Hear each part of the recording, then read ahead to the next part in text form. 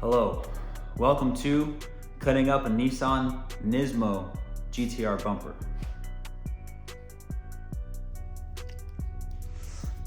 Okay, so this is the 2018 Entune Nissan GTR Nismo bumper. What makes this bumper so special is that only the Nismo Entune bumper has this wider section bumper with this winglet and these vents. Being that it's the newer GTR bumper, it has the ridge like the GTRs, like the newer GTRs have, I should say. And then this piece here comes up where in the bumper variation, the bumper's a little bit different for the standard bumpers, but only on this bumper does it come this high with these vents. The other bumpers still have a different shape, but it's not like this one. This is very specific to just this bumper by itself. Now, if you're wondering, is this really that big of a difference compared to the other bumper? Well, this is known as a DBA bumper, well, lip, I should say, because only the DBA lips have this little vent here, but as you can see, we are flat through and through. There's no lip, there's no hang on, there's no extra. The bumper, the rear bumpers between the 09 to 2012, they're all the same. So CBA and DBA rear bumpers, they're all the same. It's the bottom lips that are different because the under trays are shaped a little different, where this one has a little bit of a lip that hangs out. And then only the DBAs, the EBAs could have this part as well, but only the DBAs have this tow hook piece here, where in the bumper support, there's a little nugget that sticks down to allow you to put the tow hook on. And obviously if you crash, you can get towed out of wherever you crash from. So with that being said, that's the cool thing about the little DBA lip is little vents here, and you have the ability to run that tow hook there. Where I have over here the CBA lip, so this is the very first year lip, and the top of the lip is flat up here because it has a different under tray, and these were thicker, so these lips were naturally more rigid. There's no vents on the side, just all flat and smooth. So let's be real, this bumper looks tight. You know what I'm saying? This is a good looking bumper, and it's carbon on the bottom, which is nice. However, for me, being that this is a daily driver and drift car, as we've already seen in some of my previous stuff, carbon doesn't last very long on my car because it's too low. Now, why am I cutting up that beautiful bumper that cost $3,500? Well, it's simple. My car's low. I don't plan on raising it. And by low, I mean, this is a finger, and we're talking from the floor to just the very edge right here, literally only like 2 inches at the most. This bumper specifically hangs down. I measured it earlier, which I'm gonna measure it again for you guys. This bumper specifically hangs down way more, and I mean right here in the lip zone. It's very different. So I'll go over some more of the differences between the two bumpers, and I get the measuring tape. All right, let's see, let's go back. All right, so this bumper, measuring it from the corner edge to the very top, is 19.5 inches. And this one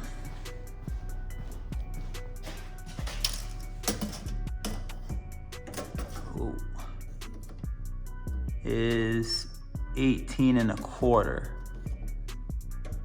Yeah, rough 18.25. It's kind of hard to hold the phone and measure this all up at the same time. I kind of need two hands, to be honest with you, but about 18.25. So I need to cut off of this bumper essentially this lip without making it look gross, which is very difficult. So what I'm gonna start with doing is cutting off the lip right here on this very edge. I know it's not gonna be quite enough, but with the winglet out, and once that section is less rigid, that might give me the little extra difference that I need in order to put it back on the car with the current height. These tires are actually a little smaller in sidewall than I'd like to be running. I want to run a little bit thick, like the next series size up, that's a 30 series tire. I want to run a 35 series. So I don't want to run 30, 35 series. I'm going to run a 35 series, I should say. The 35 series tire is much taller, so it'll bring the back of the car up while still leaving my gap of, you know, my quarter panel to my wheel in the same spot. But when I go drifting, I drift on whatever I can get my hands on, because as we all know lately, there's a really large tire shortage. So this is a more common size tire that I can get for cheaper, easier, versus the 35 series, which costs almost double in price. And I drift, these are 19s, and I do drift on 18s as well, because the 18s still fit this brake combination. That's another reason why I don't have large brakes, so I can still run 18s and 19s. The standard brakes are massive. They want you to run 20s, and I'm not running 20s in this car. This car's running 19s, and on the occasional 18-inch wheels to drift on as well. With the 18-inch wheel, I run a thicker sidewall and a much wider tire, so I get 295, 30, 19, or 18. You know what I'm saying? And to keep this off the ground, now if we look close, let's see. I already dragged this, you know what I'm saying? So it's like, and it's already beat up and damaged and stuff like that. Now for me, the problem with that bumper is that that's carbon. That's very rigid. That's not gonna flex. This is still the original piece where it has plenty of flex and plenty of give to it, right? So when the car squats down, which I may have a photo or potentially a video, but probably not. When the car squats down, it'll drag this section, and I need that distance. Otherwise, I mean, eventually it'll probably just drag off the bottom of that lip more anyways, like I did my side skirts, because as we know, my side skirts are very damaged, like I showed you before. You know what I'm saying? So that's the whole reason for me cutting up that expensive bumper. And yes, this is real dry carbon right here. This bumper is nice because it weighs absolutely nothing, and it's extremely rigid, so it lines up with all the lines and it stays firm. While the bumper stays firm, the bottom can stay loose, so if I dirt drop, this takes all the impact, all the absorption, while this stays firm and in place where it needs to be. So this is actually a really nice bumper to have. That bumper is much sketchier to run because it's a rigid bumper with a rigid lip, and the lip goes so far into the top of the bumper that if I flex the lip enough, there's a potential I could blow out a side of the bumper. But it looks tight, so I have to put it on. So those of you who are not familiar with GTRs, there are a lot of brackets. There's a bracket in here. This little, I mean, it's supposed to be like a reflector light, which I painted them black because I don't want to see them. This bolts into the bumper, which also slides into the chassis. There's clips that go in the bumper here. The taillights bolt onto the bumper also. There's other little brackets, like there's the whole under diffuser pit. I don't have one in the car, but there's a full diffuser underneath the car. Try to throw a picture of one in there. And then some of them have under panels on each side as well. And there's tons of brackets that hold on the diffuser bolts onto the bumper. And like, there's so many little brackets that are absolutely everywhere in these cars. Lucky for me, I omitted most of them because the car didn't come with any, because it was just a shell, right? So that's why, like, you know, there's like no trunk interior. That's not for this trunk. That's just a piece that's kind of similar that just stuck in there just to try to quiet the inside of the car a little bit. But yeah, the original bumper, which I'll compare all the bumpers once I pull this one off. We'll compare some of that.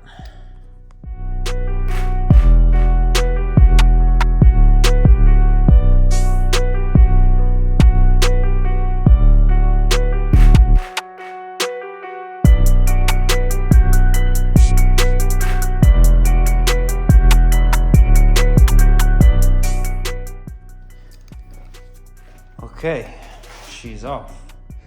That's nice. like I was saying,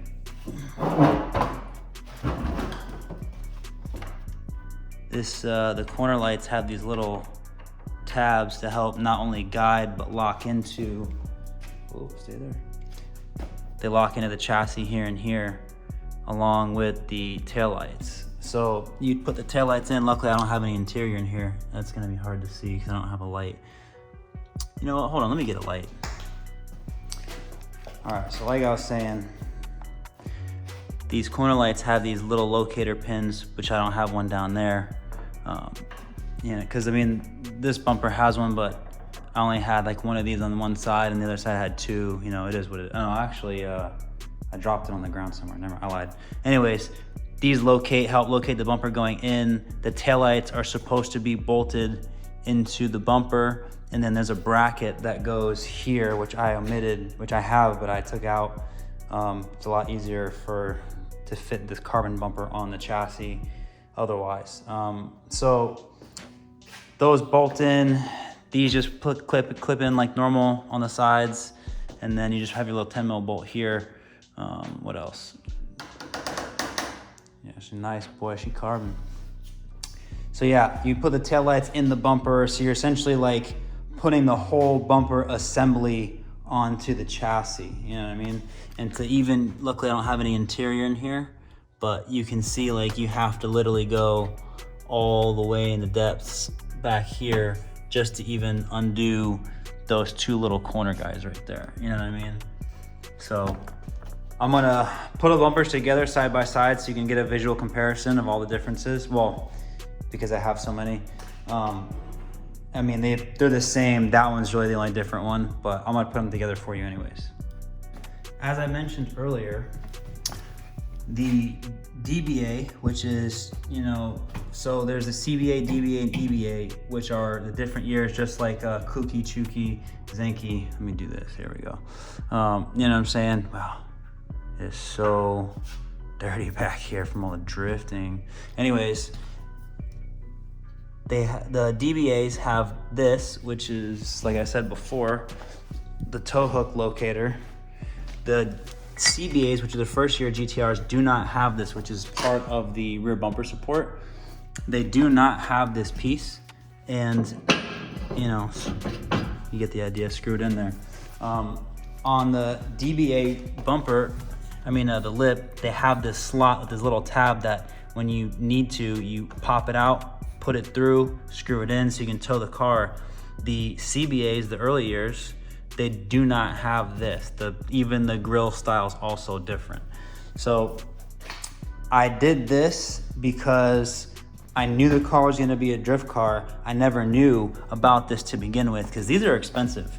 Just this section alone, because this is one piece, you know, bolts to the chassis. You see how it goes.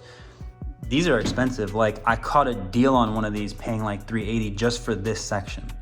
You know what I mean? So like, typically at the time when I was buying them, it was like $500 for this piece. And even then, it still didn't come with the exhaust brackets plus the rubber mounts for the exhaust as well. This stuff's not cheap to put together. Like, there's so many little intricate things, as you can see, I have omitted pretty much all of them with all these little studs and tabs and all this stuff, and because there's brackets and like stuff everywhere on these bumpers, and like the whole diffuser on and everything. I've omitted all this stuff because I do drift the car. There's no reason to have so much stuff. Now, I did this, I really went hard for this because, one, at the time I really wanted the cool little vents. I know it sounds stupid, but I mean, add like a little flair to a little extra something.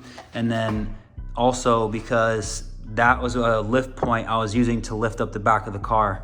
Because to reach the diff in the car, the diff is like all the way in here, and the car is so low that literally the only jack I have that can reach the diff is this jack.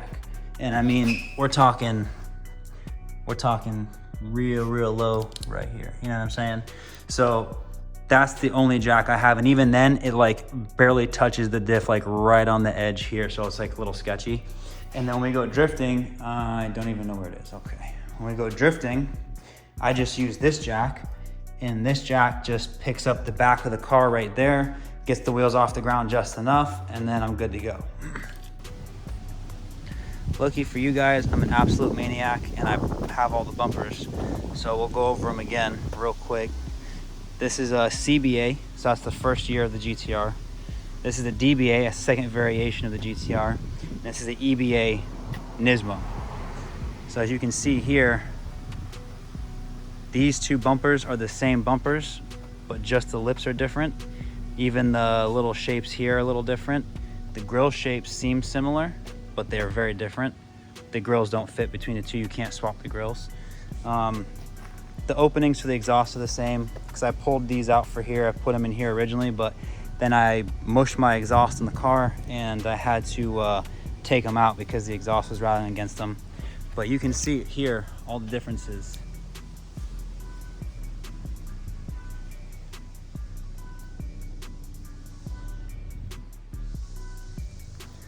And the reason why this bumper is so flimsy is because this is actually a stock bumper. This is plastic bumper and nothing's bolted. This is just barely hanging on. Because these are carbon, fiberglass and carbon, these are rigid and firm, and these are actually, this is bolted, that's bolted. So these are gonna stay together. But there you go, that's all three bumpers. That's all the variations of the family right there. It's pretty tight. Oh yeah, I got video for that coming too. Don't you worry. And then that's the car.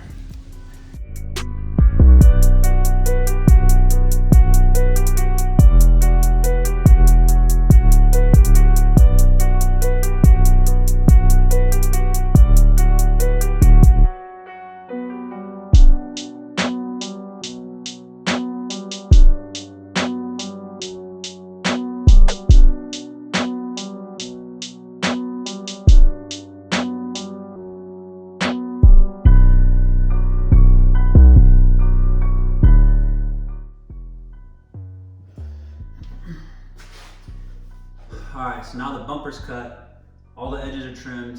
They're not perfectly trimmed. I had the yellow tape on there to get a good idea of the guideline I wanted to use, which with the Sawzall, you can get them pretty straight and pretty nice, but no matter what, there's always gonna be that little wave, little, deviance, whatever, no big deal. You can also take a block with sandpaper, heavy grip sandpaper, a flat block, and I can always block down the edges until it's actually flat, or take my grinder and just smooth the edges till they're straight.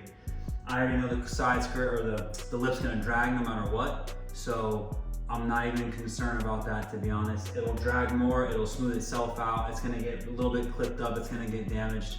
So after all that being said, let's install this bumper. It's gonna take me a few tries, as you're gonna see here shortly, to figure out what this bumper likes.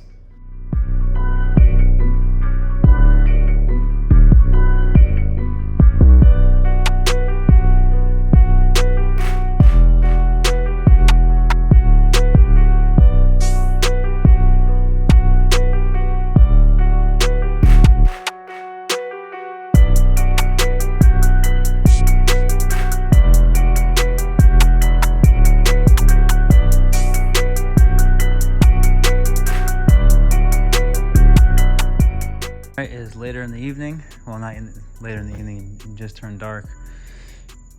The bumper is finally on. Took a lot of effort to get this on here. I know it's hard to see because it's dark out. Just try to throw a few photos in that I can see a little bit better. But that's it right there.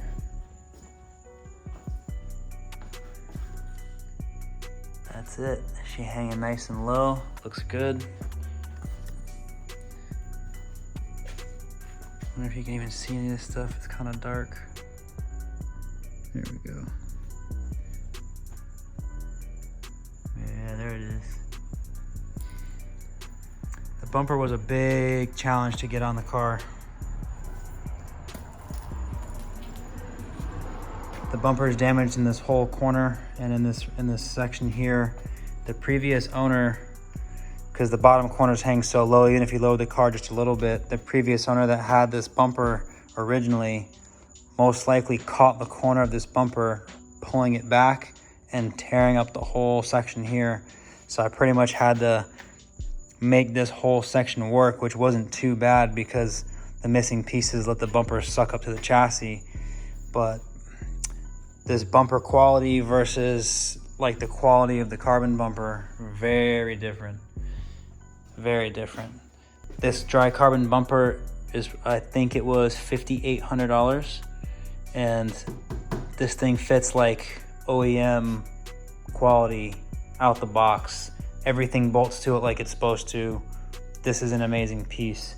Even though this is $3,500 for this bumper, this is definitely not the same quality as that, but it looks amazing and I like it.